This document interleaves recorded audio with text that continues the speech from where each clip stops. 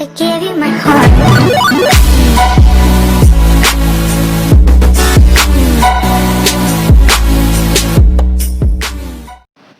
So hello everyone, welcome back to my channel Discovering Knowledge, and आज की video में we are going to do notice writing. So without wasting any time, let's get started.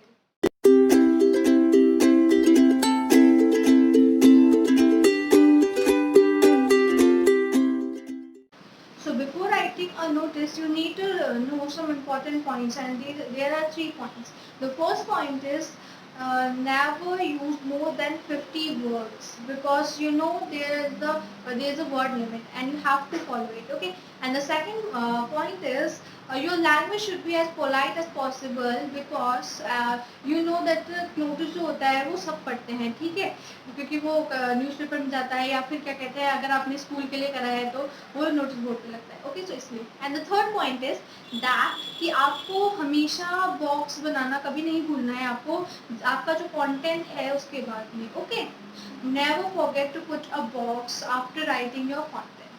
And then these are the third point जो आपको हमेशा याद रखने हैं, आपको इन्हें भूलना नहीं है.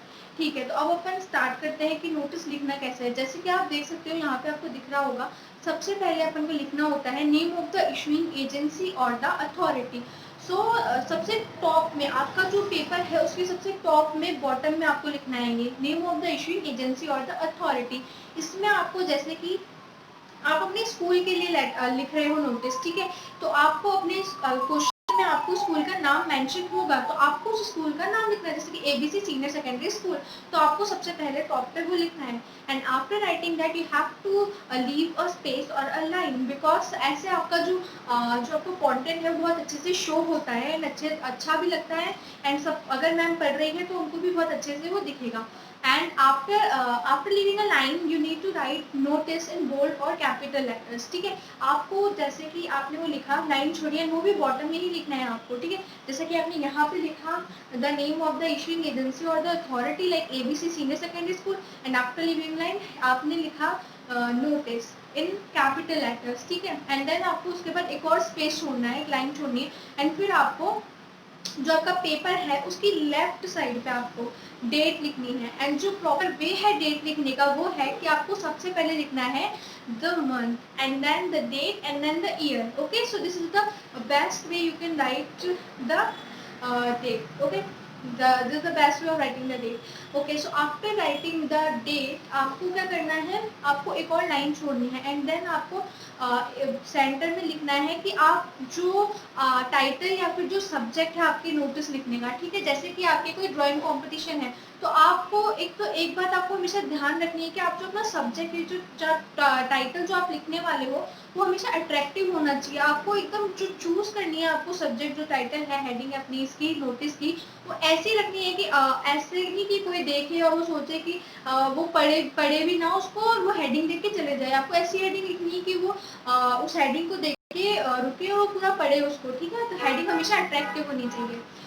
तो हेडिंग जो हो गई वो उसके बाद आ जाएगी, एंड उसके बाद हमारा आता है कंटेंट. ठीक है, हेडिंग लिख दिया आपने ड्राइंग कंपटीशन, फिर एक लाइन छोड़नी है, एंड उसके बाद आपको लिखना है आपका कंटेंट. कंटेंट में आपको सबसे जो जरूरी चीज़ें हैं वो क्या क्या लिखनी होती है. सबसे पहले तो आपको लिखनी होती है डेट, कि कब हो रहा है, जो ड्राइंग कंपटीशन है वो कब हो रहा है.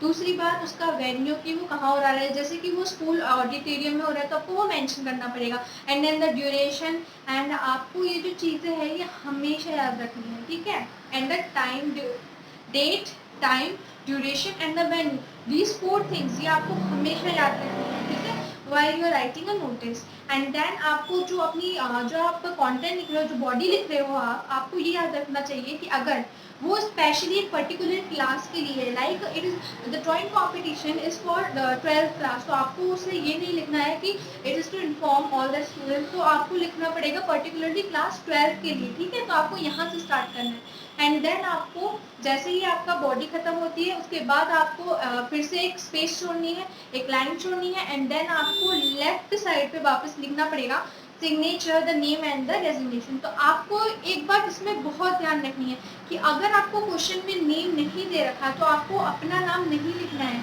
ठीक है, आपको वहाँ पे ABC लिख के छोड़ देना है. या एक्स लिख के छोड़ देना है, पर आपको वहाँ पे खुद का नाम नहीं लिखना है, इसको चीटिंग भी माना जाता है बोर्ड में। तो इसलिए आपको जो नाम अगर क्वेश्चन में दे रखा है तो आपको उसी नाम का इस्तेमाल करना है, ठीक है। एंड सिग्नेचर एंड देन फिर द डिजाइनेशन। एंड जैसे कि आप अगर हेड गर्ल है या हेड बॉय है तो आपको वो लिखना है आपके नाम के नीचे। तो ये तो होता है फॉर्मेट एक नोटिस राइटिंग का, बट जो अब आपने फॉर्मेट लिख लिया उसके बाद जो मैंने आपको इम्पोर्टेंट बात बताई है वो मत भूलना कि आपको उसे एक बॉक्स में क्या कहते हैं, आपको एक बॉक्स में उसको डालना है। जैसे कि आप ये नहीं कर सकते कि ऑलरेडी जो लाइन बनी हुई आती है कॉपी में आप उसी पे ही लाइन खींच रहे हो, या फिर एक हल्की सी लाइन आपने खींच ली। बॉक्स जो है वो विजिबल होना चाहिए, वो दिखना चाहिए अच्छे से, वो डार्क होना चाहिए, ठीक है, ताकि आप जो टीचर है वो देख के लगेगा उसे कि आपने लाइन छोड़ रखी है, अच्छा कंटेंट है, आपका फॉर्मेट परफेक्ट मैंने आपको बताया, आपको ऐसे करना है। एंड फिर आपने बॉक्स भी बना रखा है तो आपकी गारंटी है कि आपको इसमें हमेशा फुल मार्क्स ही मिलेंगे, आपके कहीं मार्क्स नहीं कटेंगे। So that's it for today's video. And and अब अपनी नेक्स्ट वीडियो आएगी कुछ टाइम में ही। हाँ, मैंने ये वीडियो बहुत ही लेट बनाई है, बट अब मैं धीरे धीरे कंटिन्यू करूँगी, जल्द ही वीडियोस बनाना वापस। एंड अगर आपने अब तक मेरा चैनल सब्सक्राइब नहीं किया है तो सब्सक्राइब कर दो, सब्सक्राइब का बटन नहीं होगा, एंड बेल आइकन जो है उस पर क्लिक करो ताकि जब भी मैं कोई वीडियो अपलोड करूँ आपके आपके पास नोटिफिकेशन पहुँच जाए। And thank you so much.